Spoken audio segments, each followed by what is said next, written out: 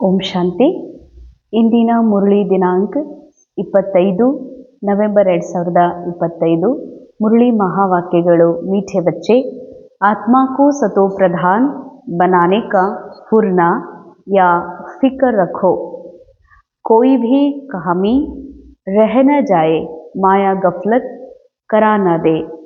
ಬಾಬಾ ಹೇಳ್ತಾರೆ, ಆತ್ಮ ಸತೋ ಪ್ರಧಾನ ಮಾಡಿಕೊಳ್ಳೋದಕ್ಕಾಗಿ, ಅರ್ಥಾತ್ ಆತ್ಮನ ಮನಸ್ಸು ಯಾವುದು ಮಾಯೆಗೆ ವಶಭೂತ ಆಗಿದೆ, ದೇಹಭಾನಕ್ಕೆ ವಶಭೂತ ಆಗಿದೆ, ಈ ಮನಸ್ಸನ್ನು ಸತೋ ಪ್ರಧಾನ ಮಾಡೋದಕ್ಕಾಗಿ ಇದನ್ನು ಬಾಬಾರವರಿಗೆ ಅರ್ಪಿಸಿ ಮನ್ಮನಾಭವಗೊಳಿಸಬೇಕಾಗಿದೆ.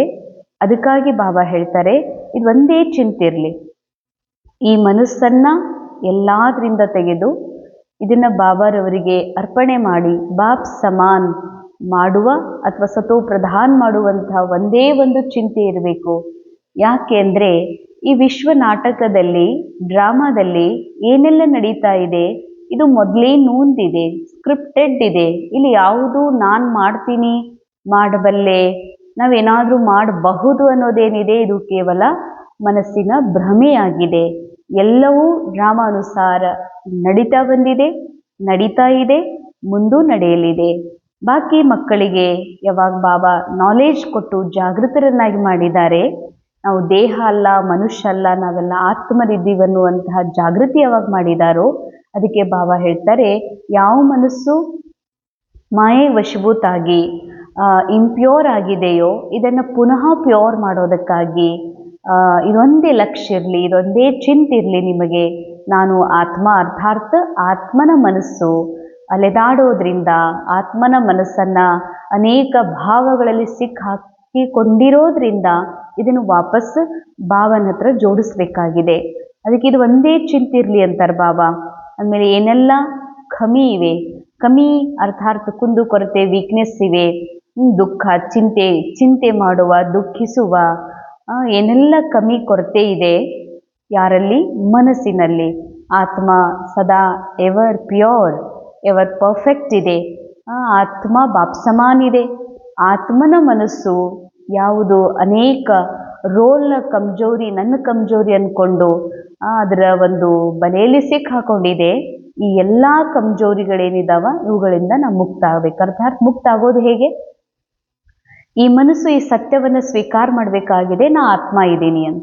ಯಾವಾಗ ಮನಸ್ಸು ನಾ ಆತ್ಮ ಇದ್ದೀನಿ, ಅದು ಸಂಪೂರ್ಣ ಸತೋ ಪ್ರಧಾನ್ ಆತ್ಮ ಇದ್ದೀನಿ ಎನ್ನುವಂತಹ ಸತ್ಯ ಯಾವಾಗ ಸ್ವೀಕಾರ ಮಾಡ್ತದೋ, ಯಾವ ರೋಲ್ನ ಕಮ್ಮಿ, ಮನಸ್ಸಿನ ಕಮ್ಮಿ ಆಗಿದೆ, ಅದು ಕೂಡ ಏನಾಗ್ತದೆ, ಸಮಾಪ್ತ ಆಗಿ ಹೋಗ್ತದೆ. ಅಂದರೆ ರೋಲ್ ಒಳಗಿರುವಂತಹ ಕಮ್ಮಿ, ಕುಂದು ಕೊರತೆಗಳನ್ನು ಈ ಮನಸ್ಸು ನಂದಂತ ತಿಳ್ಕೊಂಡಿದೆ. ಯಾವಾಗ ಇದನ್ನು ಬಾಬಾಗ ಅರ್ಪಣೆ ಮಾಡಿಬಿಡ್ತೀವಿ, ಬಾಬಾ ಈ ಕಮ್ಮಿ ಎಲ್ಲ ಡ್ರಾಮಾದಿದೆ, ಡ್ರಾಮಾ ತುಂಬಿದೆ ರೋಲ್ನಲ್ಲಿ, ಇದು ನಂದಲ್ಲ ಅಂತ ಯಾವಾಗ ಈ ಮನಸ್ಸು ಪೂರಾ ಬಾಬಾಗ ಸರೆಂಡರ್ ಆಗ್ತದೋ, ಆಗ ಈ ಮನಸ್ಸು ಸತೋ ಪ್ರಧಾನ ಆಗಲಿಕ್ಕೆ ಸಾಧ್ಯ ಇದೆ. ಅದಕ್ಕಾಗಿ ಬಾಬಾ ಹೇಳ್ತಾರೆ, ಮಾಯಾ ಹುಡುಗಾಟಿಕೆ ಮಾಡದಂತೆ, ತಪ್ಪುಗಳನ್ನು ಮಾಡಿಸಿದಂತೆ ಸದಾ ಎಚ್ಚರಿಕೆ ಇರಲಿ, ಅರ್ಥಾತ್ ಅಲರ್ಟ್ ಆಗಿರ್ರಿ. ಅಂದರೆ ನಾನೀಗ ನನ್ನ ಆತ್ಮಸ್ಮೃತಿಯಲ್ಲಿದ್ದೀನೋ ಅಥವಾ ದೇಹಭಾನದ ಸ್ಮೃತಿಯಲ್ಲಿದ್ದೀನೋ, ಅಥವಾ ನಾವು ಮಾಯೆಗೆ ವಶೀಭೂತಿದ್ದೀನೋ, ಅಥವಾ ನಾ ಆತ್ಮ ರಾಜ ಸ್ವತಂತ್ರ ಇದ್ದೀನೋ ಅನ್ನುವ ಒಂದು ಲಕ್ಷ್ಯ ಅಥವಾ ಈ ಒಂದು ಅಟೆನ್ಷನ್ ಬಾಬಾ ಹೇಳ್ತಾರೆ ಸದಾ ಇರಬೇಕಾಗಿದೆ. ಪ್ರಶ್ನೆ, ತುಮ್ ಬಚ್ಚೋಂ ಕೆ ಮುಖ ಸೆ ಕೌನ್ ಸೆ ಶುಭ ಬೋಲ್ ಸದಾ ನಿಕಲ್ನೆ ಚಾಹಿಯೆ? ತಾವು ಮಕ್ಕಳ ಬಾಯಿಯಿಂದ, ಮುಖದಿಂದ ಸದಾ ಯಾವ ಶುಭವಾದ ಮಾತುದೆ ಬರ್ತಾ ಇರಬೇಕು? उत्तर, सदा मुख से यही शुभ बोल बोलो कि हम नर से नारायण बनेंगे, कम नहीं, हम ही विश्व के मालिक थे, फिर से बनेंगे. ಬಾಬಾ ಹೇಳ್ತಾರೆ, ಯಾವತ್ತಿಗೂ ಮಕ್ಕಳ ಬಾಯಿಂದ ಶುಭವಾದ ಮಾತುಗಳೇ ಬರಬೇಕು ಅಂತ. ಏನಂತ? ನಾನೇ ನಾರಾಯಣ ಆಗ್ತೀನಿ, ನಾ ಎದರಲ್ಲೂ ಕಮ್ಮಿಲ್ಲ, ಮತ್ತು ನಾವು ವಿಶ್ವದ ಮಾಲೀಕಾಗಿದ್ವಿ ಮತ್ತೆ ಆಗ್ತಿದ್ದೀವಿ ಅಂತ. ಆ್ಯಕ್ಚುಲಿ ಇದು ಸ್ಟೇಟ್ಮೆಂಟ್ ಏನಿದೆ, ಮನಸ್ಸಿಗಾಗಿ ಬಾಬಾ ಕೊಟ್ಟಿರುವಂಥ ಈ ಮಹಾವಾಕ್ಯ, ಇದು ಮನಸ್ಸಿಗೆ ಕೊಡುವಂಥ ಸ್ಟೇಟ್ಮೆಂಟ್ ಆಗಿದೆ. ಇದು ಸಾಧಾರಣ ಇಲ್ಲ. ನಾನು ನಾರಾಯಣ ಆಗ್ತೀನಿ, ನಾನು ಕಡಿಮೆ ಅಲ್ಲ. ನಾರಾಯಣ ಆಗ್ತೀನಿ ಅರ್ಥಾತ್ ನಾನು ನಾರಾಯಣ ಆಗೋದು ಅಂದ್ರೇನು, ಆಗಬೇಕಾದವ್ರು ಯಾರು? ಈ ಮನಸ್ಸು. ಯಾಕಂದರೆ ಈ ಮನಸ್ಸು ತಿಳ್ಕೊಂಡಿದೆ ನಾನಂದ್ರೆ ಒಬ್ಬ ಸ್ತ್ರೀ, ನಾನಂದ್ರೆ ಕಮ್ಮಿ ಕಲ್ತವ್ರು, ನಾನಂದ್ರೆ ಇಂಥ ಮಂತಂದವರು, ನಾವಂದ್ರೆ ಸಾಧಾರಣ ಅಂತ ಏನು ತಿಳ್ಕೊಂಡ್ಬಿಟ್ಟಿದೆ. ರೋಲ್ ಒಳಗಿರುವಂತಹ ಕಮಜೋರಿಗಳನ್ನು ಮನಸ್ಸು ನಾನಂತ ತಿಳ್ಕೊಂಡಿದೆ. ಅದಕ್ಕಿದು ಅನ್ಕೊಳ್ತದ ಯಾವಾಗಲೂ ಇದು ನಮ್ಮ ಕಡೆ ಆಗೋದಿಲ್ಲ, ಇದು ಕೆಲಸ ನಮ್ದಲ್ಲ, ನಾವೇನು ಹಿಂಗೆ ಆಗೋದಿಲ್ಲ, ಇದೇನು ಬಿಡು ನಮಗೆ ಸಿಗಕ್ಕೆ ಸಾಧ್ಯ ಐತಿ, ನಮಗೆ ಅಂಥ ಭಾಗ್ಯ ಯಾವಾಗ ಸಿಗಕ್ಕೆ ಸಾಧ್ಯದ ಅಂತಿವೆಲ್ಲ ಕಮಜೋರಿಯ ಸಾಧಾರಣ ಮಾತುಗಳು, ಅಶುಭ ಮಾತುಗಳು ಎಂದಿಗೂ ನಿಮ್ಮ ಬಾಯಿಂದ ಬರಬಾರ್ದಂತಾರೆ ಬಾಬಾ. ಬಂದರೆ ಎಂಥ ಮಾತು ಬರಬೇಕು? ನಾರಾಯಣನಾಗುವಂತಹ ಮಾತು. ನಾರಾಯಣ ಅರ್ಥಾರ್ಥ ನಾರಾಯಣ್ ಸಂಪೂರ್ಣ ನಿಶ್ಚಿಂತ ಸ್ಥಿತಿ, ಸಂಪೂರ್ಣ ನಿಶ್ಚಿಂತತೆ, ಚಿಂತೆಯ ನಿಶಾನೆ ಇಲ್ಲ. ಆ ನಿಶ್ಚಿಂತ ಸ್ಥಿತಿಯ ಹಾಗೂ ನಾರಾಯಣ ಅರ್ಥಾತ್ ಸಂಪೂರ್ಣ ನಿರ್ವಿಕಾರಿ ಸ್ಥಿತಿ. ಸೊ ನಿರ್ವಿಕಾರಿ ಸ್ಥಿತಿಯನ್ನು ಹಾವಿನ ಸಿಂಬೆಯ ಮೇಲೆ, ಸಮುದ್ರದ ತೆರೆಗಳ ಮಧ್ಯದಲ್ಲಿ, ಹಾವಿನ ಒಂದು ಹೆಡೆಯ ಕೆಳಗೆ ನಾರಾಯಣನನ್ನು, ವಿಷ್ಣುವನ್ನು ತೋರಿಸಲಾಗಿದೆ. ಮತ್ತು ನಾರಾಯಣ ಏನು ನಿರ್ವಿಕಾರಿ ಸ್ಥಿತಿ ಇತ್ತು, ಆ ನಿರ್ವಿಕಾರಿ ಸ್ಥಿತಿ ಹಾಗೂ ನಿಶ್ಚಿಂತ ಸ್ಥಿತಿಯನ್ನೇ ಆ ಒಂದು ವಿಕಾರ ತುಂಬಿದಂಥ ಆ ಸರ್ಪದ ಮೇಲೆ ನಿಶ್ಚಿಂತವಾಗಿ ಮಲಗಿರೋದನ್ನು ತೋರಿಸಲಾಗಿದೆ. ಮತ್ತು ಸಂಪನ್ನತೆ, ಲಕ್ಷ್ಮಿ ಅರ್ಥಾತ್ ಸಂಪನ್ನತೆ. ಈ ರೀತಿ ನಾನು ಆತ್ಮ ನಾರಾಯಣಿದ್ದೀನಿ ಅರ್ಥಾತ್ ನಿಶ್ಚಿಂತ, ನಾನು ಆತ್ಮ ಸಂಪನ್ನಿದ್ದೀನಿ, ನಿರ್ವಿಕಾರಿ ಇದ್ದೀನಿ ಅನ್ನುವ ಸತ್ಯ ಸ್ವೀಕಾರ ಮಾಡೋದೇ ಯಾರು ಸ್ವೀಕಾರ ಮಾಡಬೇಕಾಗಿದೆ? ಈ ಮನಸ್ಸು. ಯಾಕಂದರೆ ಈ ಮನಸ್ಸೇ ತಿಳ್ಕೊಂಡಿದೆ ನಾನಂದ್ರೆ ದೇಹ, ನಾನಂದ್ರೆ ಕಮ್ಜೋರ್ ಅಂತ. ಯಾವಾಗ ಈ ಮನಸ್ಸು ನಾನು ಸ್ವಯಂ ಆತ್ಮ ಇದ್ದೀನಿ, ನಿರ್ವಿಕಾರಿ ಇದ್ದೀನಿ, ನಾ ಆತ್ಮ ಖುದ್ ನಿಶ್ಚಿಂತಿದ್ದೀನಿ ಅನ್ನುವ ಸತ್ಯ ಸ್ವೀಕಾರ ಮಾಡ್ತದೋ ನೀವು ನಾರಾಯಣನ ಪದವಿಗೆ ಯೋಗ್ಯರಾಗ್ತೀರಿ.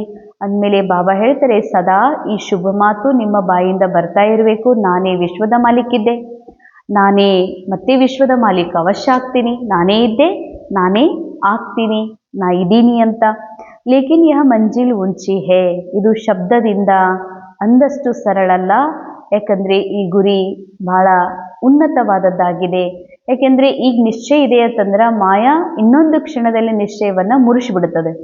ಅದಕ್ಕೆ ಅಷ್ಟೊಂದು ಅಲರ್ಟ್, ಅಷ್ಟೊಂದು ನಿರಂತರ ಅಭ್ಯಾಸ, ನಿರಂತರ ಅಟೆನ್ಷನ್ ಇದ್ದಾಗ ಮಾತ್ರ ನಾವು ಆ ನಾರಾಯಣ ಪದವಿಯನ್ನು, ಜೀವನ್ಮುಕ್ತ ಸ್ಥಿತಿಯನ್ನು ಇದೇ ಒಂದು ಕಲಿಯುಗದ ರೋಲ್ನಲ್ಲಿ ಇರ್ತಾನೂ ಕೂಡ ನಾವು ಅನುಭವ ಮಾಡಲಿಕ್ಕೆ ಸಾಧ್ಯವಿದೆ. ಇಸ್ಲಿಯೇ ಬಹುತ್ ಬಹುತ್ ಖಬರ್ದಾರ್ ರೆಹನಾ ಹೈ. ಈ ಗುರಿ ಅಷ್ಟು ಸರಳಲ್ಲ. ಈ ಒಂದು ಸ್ಥಿತಿಯನ್ನು ಕಂಟಿನ್ಯೂ, ಆ ನಿಶ್ಚಿಂತ ಸ್ಥಿತಿ, ಆ ನಾರಾಯಣಿ ನಶಾ, ಆ ನಿರ್ವಿಕಾರಿಪನದ ಒಂದು ಸ್ಥಿತಿ ಏನಿದೆಯಲ್ಲ, ಕಂಟಿನ್ಯೂ ಮೇಂಟೈನ್ ಮಾಡ್ಕೊಂಡು ಹೋಗೋದಕ್ಕೆ ಸರಳಿಲ್ಲ. ಅದಕ್ಕೆ ಎಚ್ಚರಿಕೆ ಇರಲಿ ಅಂತಾರೆ ಬಾಬಾ. ಅಪ್ನಾ ಪೋತಾ ಮೇಲ್ ದೇಖ್ನಾ ಹೇ, ತಮ್ಮ ಒಂದು ಪೋತಾ ಮೇಲನ್ನು ಚೆಕ್ ಮಾಡ್ಕೊಳ್ರಿ ಏನಂತ. ನಾನು ಇನ್ನೂ ಎಷ್ಟು ವಿಕಾರಿ ಇದ್ದೀನಿ, ಎಷ್ಟು ಸಂಪನ್ನಾಗಿದ್ದೀನಿ, ಹೀಗಲ್ಲ. ಇದು ಫಸ್ಟ್ ಪುರುಷಾರ್ಥದ ಸ್ಟೇಜಲ್ಲಿ ಹೀಗೆ ಇರ್ತದೆ. ಆದರೆ ಯಾವಾಗ ಸೂಕ್ಷ್ಮ ಪುರುಷಾರ್ಥ ಮಾಡ್ತೀವೋ ಇದನ್ನು ಚೆಕ್ ಮಾಡ್ಕೋಬೇಕಾಗಿದೆ. ನಾ ಆತ್ಮ ಇರೋದೇ ಸಂಪೂರ್ಣ ಇದ್ದೀನಿ, ಆತ್ಮನ ಈ ನನ್ನ ಮನಸ್ಸು ಎಲ್ಲಿ ಇದು ಈ ದೇಹದೊಳಗೆ ಇರುವಂತಹ ಕಮ್ಜೋರಿಯನ್ನು ಏನಾದರೂ ನಂದು ಅಂತ ತಿಳ್ಕೊತಾ ಇದೆ ಏನು, ತಿಳ್ಕೊಳ್ತದ ಅಂತಂದ್ರೆ ತುರಂತ ಈ ಮನಸ್ಸನ್ನು ಬಾವಾಗ ಅರ್ಪಣೆ ಮಾಡಿ ಬಾಬಾರವ್ರ ಮುಂದ್ಗಡೆ ಇಡಬೇಕಾಗಿದೆ. ಬಾಬಾ, ಈ ಮನಸ್ಸು ಈ ರೀತಿ ವಿಚಾರ ಮಾಡ್ತಿದೆ, ಮನಸ್ಸು ಈ ರೀತಿ ರೋಲ್ಗೆ ಇನ್ಫ್ಲೂಯೆನ್ಸ್ ಆಗ್ತಾ ಇದೆ, ಇದನ್ನು ನಾನು ನಿಮಗೆ ಅರ್ಪಣೆ ಮಾಡ್ತಾ ಇದ್ದೀನಿ ಅಂತ ಪದೇ ಪದೇ ಪೋತಾ ಮೇಲನ್ನು ಚೆಕ್ ಮಾಡ್ಕೊಡ್ರಿ. ಏಮ್ ಆಬ್ಜೆಕ್ಟ್ ಕೋ ಸಾಮ್ನೆ ರಖ ಪುರುಷಾರ್ಥ ಕರ್ತೆ ರೆಹನಾ ಹೇ, ಹಾರ್ಟ್ ಫೇಲ್ ನಹಿ ಹೋನಾ ಹೇ. ಗುರಿ ಹಾಗೂ ಉದ್ದೇಶ, ಗುರಿ ಏನಿದೆ, ಉದ್ದೇಶ ಏನಿದೆ कि ನಾನು ಬಾಪ್ ಸಮಾನ್ ನಿಶ್ಚಿಂತ, ಬಾಪ್ ಸಮಾನ್ ಸಂಪೂರ್ಣ, ಬಾಪ್ ಸಮಾನ್ ನಿರ್ವಿಕಾರಿ ಆತ್ಮ ಇದ್ದೀನಿ. ನಾನು ಇದ್ದೀನಿ ಅನ್ನುವಂಥದ್ದನ್ನು ಈ ಮನಸ್ಸಿಗೆ ಒಪ್ಪಿಸ್ಬೇಕಾಗಿದೆ, ಈ ಮನಸ್ಸಿಗೆ ಸ್ವೀಕಾರ ಮಾಡಿಸ್ಬೇಕಾಗಿದೆ.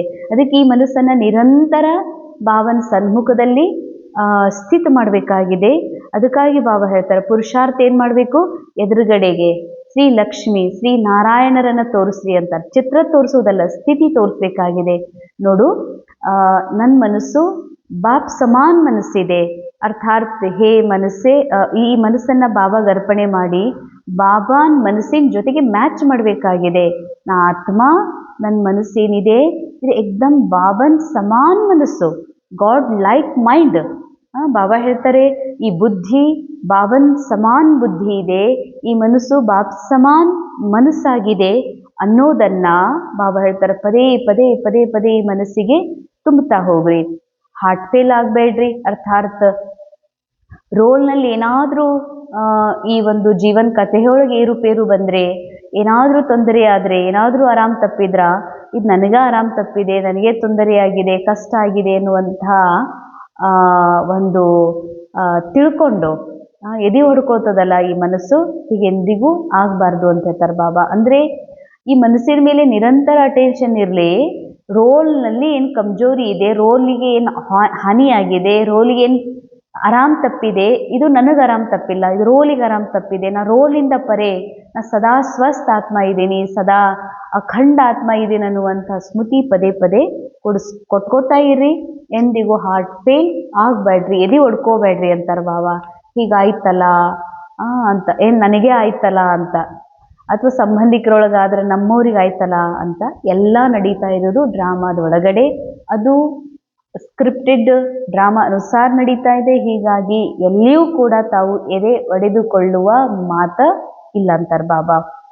ಕಳೆದು ಹೋಯ್ತು, ನಮ್ಮವರು ದೂರ ಆದ್ರು, ನಮ್ಮ ಜೀವನದಲ್ಲಿ ಹಿಂಗಾಯ್ತಲ್ಲ ಅಂತ ಏನೂ ಅನ್ಕೋಬೇಡ್ರಿ. ಇದೊಂದು ಸಿನಿಮಾ ನಡೀತಾ ಇದೆ. ವಿಶಾಲ ಒಂದು ಥಿಯೇಟರ್ನಲ್ಲಿ ವಿಶಾಲ ಸ್ಕ್ರೀನ್ ಮೇಲೆ ಪ್ರೀ ರೆಕಾರ್ಡೆಡ್ ಫಿಲಮ್ ರೀಪ್ಲೇ ಆಗ್ತಾ ಇದೆ. ಹೀಗಾಗಿ ನೀವಿಲ್ಲಿ ಎದೆ ಹೊಡ್ಕೊಳ್ಳುವಂತಹ ಮಾತ ಇಲ್ಲ ಅಂತಾರೆ ಬಾಬಾ. धारणेಗಾಗಿ मुख्य सार, धंधा आदि करते आत्मा को पावन बनाने के लिए समय निकाल याद की मेहनत करनी है, कोई भी असुरी काम कभी नहीं करनी है. ದಂಧ ಕೆಲಸ ಕಾರ್ಯಗಳನ್ನು ಮಾಡ್ತಾ ಇದ್ರೂ ಕೂಡ ಪಾವನ ಆಗುವ ಈ ಮನಸ್ಸನ್ನು ನಿರಂತರ ಭಾವನ ಸನ್ಮುಖದಲ್ಲಿ ನಿಲ್ಲಿಸುವಂತಹ ಬಾಪ್ ಸಮಾನ್ ಆಗಿರುವ ಅನುಭವ ಮಾಡೋದಕ್ಕಾಗಿ ಸದಾ ಸಮಯ ತೆಗೆದು ಪುರುಷಾರ್ಥ ಮಾಡ್ರಿ, ಸಮಯ ತೆಗೆದು ಪ್ರಾಕ್ಟೀಸ್ ಮಾಡ್ರಿ ಅಂತಾರೆ ಬಾಬಾ. ಯಾವುದೇ ಅಸೂರಿ ಕಾರ್ಯ ಮಾಡಬೇಡ್ರಿ. ಅರ್ಥಾತ್ ರೋಲ್ ಒಳಗೆ ನಡೀತಾ ಇರೋದೆಲ್ಲ ನಾನಾ ಮಾಡ್ತಿದ್ದೀನಿ ಅಥವಾ ನನಗ ಆಗಿದೆ ಅಂತ ಅನ್ಕೊಳ್ಳದೆ ಅಸೂರಿ ಕಾರ್ಯ, ಇದನ್ನೆಂದಿಗೂ ಮಾಡಬೇಡ್ರಿ.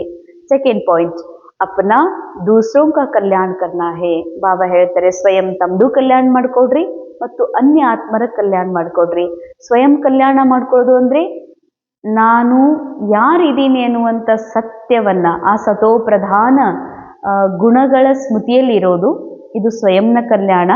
ಅನ್ಯರ ಕಲ್ಯಾಣ ಅರ್ಥಾತ್ ಅನ್ಯರ ರೋಲಲ್ಲಿ ಏನೇ ನಡೀರಿ, ಎಷ್ಟೇ ಕ್ರೂರತನ ಇರಲಿ, ಎಷ್ಟೇ ಸೌಮ್ಯತೆ ಇರಲಿ, ಎಷ್ಟೇ ಬಹಳ ಕೋಆಪ್ರೇಟಿವ್ ಆಗಿ ನನ್ನ ಜೊತೆಗೆ ವ್ಯವಹಾರ ಮಾಡ್ತಿರಲಿ ಅಥವಾ ನಮ್ಮ ವಿರೋಧಿ ಆಗಿರಲಿ, ಖರೆ ಇದು ಯಾವುದೂ ಸತ್ಯ ಅಲ್ಲ, ಎರಡೂ ಸತ್ಯ ಅಲ್ಲ. ಒಳ್ಳೆ ಕೆಟ್ಟದ್ದು ರೋಲ್ನಲ್ಲಿ ಏನು ನಡೀತಾ ಇದೆ ಎರಡೂ ಸತ್ಯ ಅಲ್ಲ. ಆದರೆ ರೋಲನ್ನು ಪ್ಲೇ ಮಾಡ್ತಾ ಇರುವಂತಹ ಆ್ಯಕ್ಟರ್ ಆತ್ಮ ಸತೋ ಪ್ರಧಾನ ಇರೋದು ಮಾತ್ರ ಸತ್ಯ. ಅಂದಮೇಲೆ ಅವರನ್ನು ಅವರ ಮೂಲ ರೂಪದಲ್ಲಿ ನೋಡೋದು ಅನ್ಯರ ಕಲ್ಯಾಣ ಮಾಡಿದಂತೆ, ಸ್ವಯಂ ನಾನು ನನ್ನ ಆತ್ಮದ ಸತೋಪ್ರಧಾನ ಸ್ಥಿತಿಯಲ್ಲಿ ನೋಡೋದು ಸ್ವಯಂನ ಕಲ್ಯಾಣ ಮಾಡ್ಕೊಳ್ಳೋದಾಗಿದೆ. ಪಢಾಯಿ ಪಡ್ನಾ ಅವ್ರ ಪಡಾನ, ಮಿಯಾ ಮಿಟ್ಟು ನಹಿ ಬನ್ನ, ಯಾದ್ ಕಾ ಬಲ್ ಜಮಾ ಕರ್ನಾ ಹೇ. ವಿದ್ಯೆ ಓದ್ರಿ, ಓದಿಸ್ರಿ, ಭಾಳ ಓದೀನಿ ನಾನು ಎಲ್ಲ ಗೊತ್ತು ತಗೋ ಅಂತ ಮಿಯಾ ಮಿಟ್ಟು ಆಗಬೇಡ್ರಿ. ಭಾಳ ಹುಷಾರಿದ್ದೀನಂತ ತಿಳ್ಕೊಬೇಡ್ರಿ. ನೆನಪಿನ ಬಲವನ್ನು ಜಮಾ ಮಾಡಿಕೊಡ್ರಿ. ಅಂದರೆ ಮುರಳಿ ವಿದ್ಯೆ, ಮುರಳಿ ಭಾಳ ಜನರಿಗೆ ಬಾಬಾ ಓದಿಸುವಂಥ ವಿದ್ಯೆ ಅನ್ನಿಸ್ತದೆ. ಅಂದರೆ ಬಾಬಾ ಮುರಳಿಯಲ್ಲಿ ಬೇಸಿಕ್ ಮಾತೇನಿದೆಯಲ್ಲ, ಅಪ್ನೇಕೋ ಆತ್ಮ ಸಮಜ್ ಮುಜೆ ಯಾದ್ ಕರೋ, ನಮ್ಗೆ ಹೀಗೆ ಅನ್ನಿಸ್ತದೆ ಮುರಳಿ ನನಗೆಲ್ಲ ಗೊತ್ತಿದೆ ಅಂತ. ಮುರಳಿ ಅಲ್ಲ, ಮುರಳಿ ವರ್ಡ್ಸ್ ಅಲ್ಲ, ಮುರಳಿ ಮಹಾವಾಕ್ಯ ಅಷ್ಟೇ ಅಲ್ಲ, ಮುರಳಿ ವೈಬ್ರೇಷನ್ಸ್. ಅದು ವೈಬ್ರೇಷನ್, ಆ ವೈಬ್ರೇಷನ್ನ ಪ್ರತಿ ಕ್ಷಣ ಟಚ್ ಮಾಡಬೇಕಾಗಿದೆ. ಆ ವೈಬ್ರೇಷನ್ ನನ್ನೊಳಗೆ ಮೈಂಡ್ ಒಳಗೆ ತುಂಬ್ಕೋಬೇಕಾಗಿದೆ, ಫೀಲ್ ಮಾಡಬೇಕಾಗಿದೆ. ಆ ಒಂದು ವೈಬ್ರೇಷನ್, ಪ್ರೇಮದ ವೈಬ್ರೇಷನ್, ಶಾಂತಿ ವೈಬ್ರೇಷನ್, ಸತ್ಯದ ವೈಬ್ರೇಷನ್ ಏನಿದೆ ಇದನ್ನು ತುಂಬ್ಕೋಬೇಕಿದೆ. ಅದಕ್ಕೆ ಮಿಯಾಮಿಟ್ಟು ಆಗಬೇಡ್ರಿ. ನನಗೆಲ್ಲ ಮುರಳಿ ಗೊತ್ತದ, ಸ್ಥೂಲ ಮೋಟಾ ಮುರಳಿಯ ಮಾತುಗಳನ್ನು ಕೇಳಿ ಬಾಯ್ಪಾಟ್ ಮಾಡಿ ನನಗೆಲ್ಲ ಜ್ಞಾನ ಗೊತ್ತಿದೆ, ನಾವೆಲ್ಲ 20 ವರ್ಷದಿಂದ 10 ವರ್ಷದಿಂದ ಅದ ಮಾಡೀವಿ, ಭಾಳ ಹೇಳೀವಿ, ಹಿಂಗೆಂದು ಮಿಯಾಮಿಟ್ಟು ಆಗಬೇಡ್ರಿ. ಯಾಕೆಂದರೆ ನಾನೀಗ ಬಾಪ್ ಸಮಾನ್ ಸ್ಥಿತಿಯ ಸತ್ಯ ಅರಿತಿದ್ದೀನಿ. ಆದರೆ ಇನ್ನೂ ರೋಲ್ ಕಲಿಯುವುದಲ್ಲಿ ಇರೋದ್ರಿಂದ ನಾನು ಕಂಪ್ಲೀಟ್ ಆ ಒಂದು ಸತ್ಯದ ಅನುಭವ ಅರ್ಥಾತ್ ನಿರಂತರ, ಹೇಗೆ ಬಾಬಾ ಹೇಳ್ತಾರೆ 5 ನಿಮಿಷ 2 ನಿಮಿಷ 10 ನಿಮಿಷ 1 ಗಂಟೆ ಗಂಟೆಯೊಳಗಿನ ನೆನಪಾಗಬಾರದು ನಮ್ಮದು. ನಿರಂತರ ಯೋಗಿ, ನಿರಂತರ ಒಂದು ಅಖಂಡ ಮಹಾದಾನಿ ಸ್ಥಿತಿ ತಲುಪಬೇಕು ಅಂತಂದರೆ ನಿರಂತರ ಓದಬೇಕು ಮತ್ತು ಬೇರೆಯವರಿಗೂ ಓದಿಸ್ಬೇಕಾಗಿದೆ. वरदान नाम और मान के त्याग द्वारा सर्व का प्यार प्राप्त करने वाले विश्व के भाग्य विधाता भव. ನಾಮ ಮಾನ ಹೆಸರು ಹಾಗೂ ಮಾನ್ಯತೆ ತ್ಯಾಗ ಮಾಡಿ ಸರ್ವರ ಪ್ರೀತಿಯನ್ನು ಪ್ರಾಪ್ತ ಮಾಡಿಕೊಳ್ಳುವಂತಹ ವಿಶ್ವದ ಭಾಗ್ಯ ವಿಧಾತ ಆಗ್ರಿ. ಎಷ್ಟು ದೊಡ್ಡ ಪದವಿ, ಎಷ್ಟು ದೊಡ್ಡ ವರದಾನ, ವಿಶ್ವದ ಭಾಗ್ಯ ವಿಧಾತ ಆಗ್ರಿ. जैसे बाबा को नाम रूप से न्यारा कहते, लेकिन सबसे अधिक नाम का गायन बाबा का है. ಬಾಬಾಗಂತೀವಿ ನಾಮ ರೂಪದಿಂದ ಬೇರೆ ಇದ್ದಾರೆ, ಭಗವಂತ ಬರೇ ಇದ್ದಾರೆ ಅಂತ ಹೇಳ್ತೀವಿ. ಆದರೆ ಈ ಜಗತ್ತಿನಲ್ಲಿ ಅತಿ ಹೆಚ್ಚು ನಾಮ ಹೆಸರು ಭಗವಂತಂದೇ ತಗೊಳ್ಳಾಗ್ತದೆ, ಅತಿ ಹೆಚ್ಚು ಮಹಿಮೆ ಭಗವಂತನಿಗಾಗಿನೇ ಮಾಡಲಾಗ್ತದೆ. ವೈಸೆ ಹಿ ಆಪ್ ಬಿ, ಅಂದರೆ ಯಾಕೆ ಈ ಮಹಾವಾಕ್ಯವನ್ನು ಫಸ್ಟ್ ಬಾಬಾ ನಮಗೆ ನೆನಪಿಸ್ಕೊಡ್ತಾ ಇದ್ದಾರಂದರೆ, ಯಾರು ಹೆಸರು ತಗೋಬೇಕು ಅಂತ, ಪ್ರಸಿದ್ಧ ಆಗಬೇಕು ಅಂತ, ನನಗೆ ಬಹಳ ಮರ್ಯಾದೆ ಸಿಗಬೇಕು ಅಂತ ಈ ಇಚ್ಛೆಗಳಿಂದ ಪರೇ ಇರ್ತಾರೋ ಅವರಿಗೆ ಹೆಚ್ಚು ಮಾನ ಸಿಗ್ತದ, ಅವರೇ ಹೆಸರು ಹೆಚ್ಚು ಪ್ರಸಿದ್ಧ ಆಗ್ತಂತಾರೆ ಬಾಬಾ. ಇದು ಸೃಷ್ಟಿ ನಿಯಮ ಇದೆ, ಇದು ಆಧ್ಯಾತ್ಮಿಕ ನಿಯಮ ಇದೆ. ಅಂದಮೇಲೆ ಬಾಬಾ ಅಂತಾರ, ಬಾಬಾ ಎಷ್ಟು ನಾಮರೂಪದಿಂದ ನ್ಯಾರ ಅದಾರೋ ಅಷ್ಟು ಅವ್ರದ್ದೇ ಹೆಸರು, ಅವ್ರದ್ದ ಪ್ರಸಿದ್ಧಿ ಇದೆ, ಅವ್ರದ್ದ ಮಹಿಮೆ ಆಗ್ತದೆ. ಅದೇ ರೀತಿಯಾಗಿ ತಾವು ಕೂಡ ಅಲ್ಪ ಕಾಲದ ರೋಲ್ನ ರೋಲಿಗೆ ಸಿಕ್ಕಂಥ ಹೆಸರೇನಿದೆಯಲ್ಲ ತಿಳ್ಕೊಂಡ್ರೆ, ಬಿ ಕೆ ರೇಣುಕಾನ ಪ್ರಸಿದ್ಧ ಮಾಡೋದ್ರಿಂದ ನನಗೇನಾಗೋದೈತಿ, ಬಿ ಕೆ ರೇಣುಕಾ ಭಾಳ ಮರ್ಯಾದೆ ಸಿಗೋದ್ರಿಂದ ನನಗೇನಾಗೋದೈತಿ. ಯಾಕಂದರೆ ನಾ ಸದಾ ಬಾಬನ್ ಸಮಾನ್ ಸಂಪನ್ ಸಂಪೂರ್ಣ ಆತ್ಮ ಇದ್ದೀನಿ. ಬಾಕಿ ಈ ರೋಲನ್ನು ನೋಡ್ಲಿಕ್ಕೆ ಬಂದಿದ್ದೀನಿ, ನಾಟಕವನ್ನು ನೋಡ್ಲಿಕ್ಕೆ ಬಂದೀನಿ.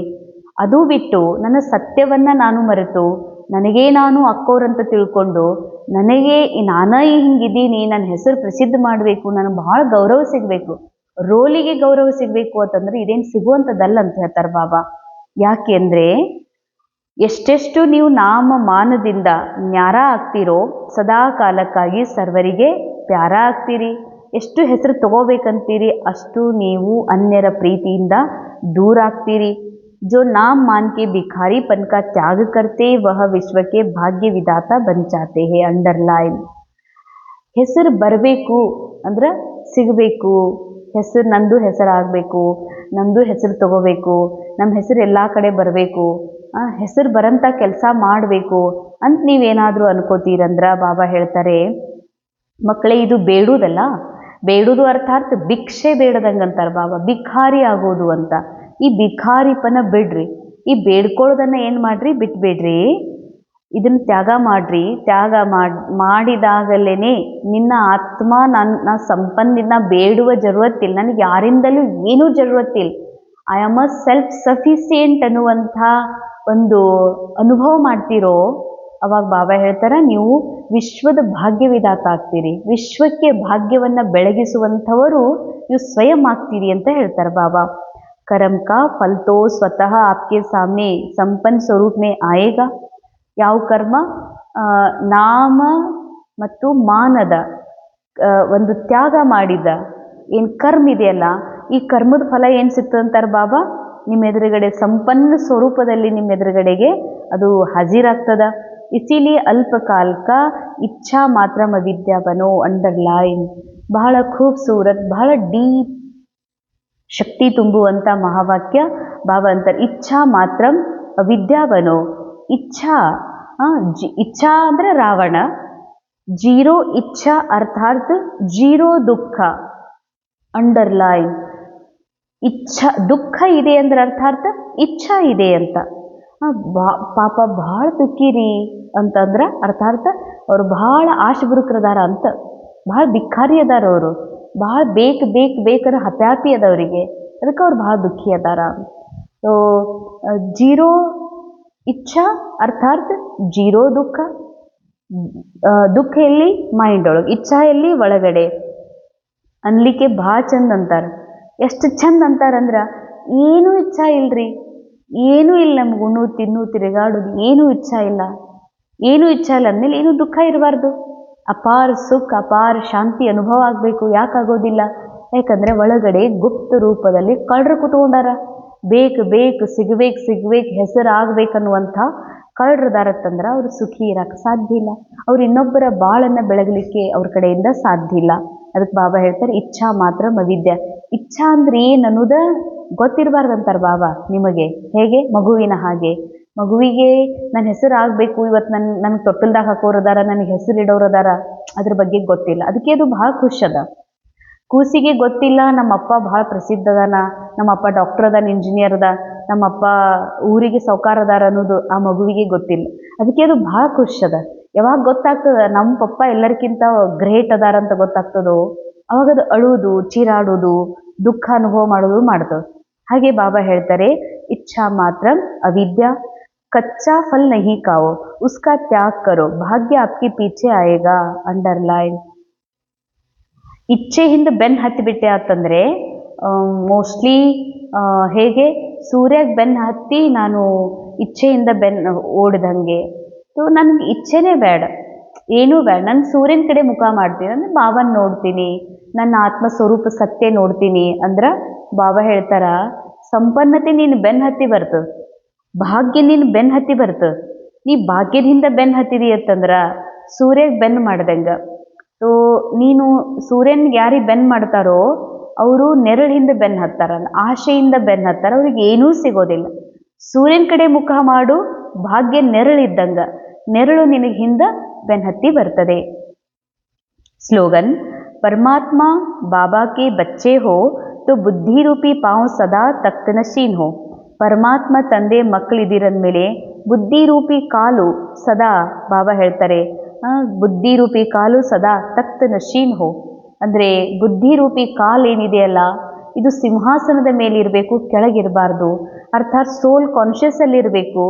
ರೋಲ್ನ ಭಾನದಿಂದ ನೀವು ಪರೆ ಇರಬೇಕೇ ಹೊರತಾಗಿ ನಿಮ್ಮ ಕಾಲು ಸಿಂಹಾಸನ ಬಿಟ್ಟು ಮಣ್ಣಿಗೆ ದೇಹಕ್ಕೆ ವಶೀಭೂತ ಆಗಬಾರ್ದು ಅಂತ. ಇದರರ್ಥ ನೀವು ಭಗವಂತನ ಮಕ್ಕಳಿದ್ದೀರಲ್ಲ, ನಿರಾಕಾರ ಆತ್ಮ ಇದ್ದೀರಂದಮೇಲೆ ಶರೀರದಲ್ಲಿ ಯಾಕೆ ಸಿಕ್ಕಾಕೋತೀರಿ ಅಂತ ಅರ್ಥ.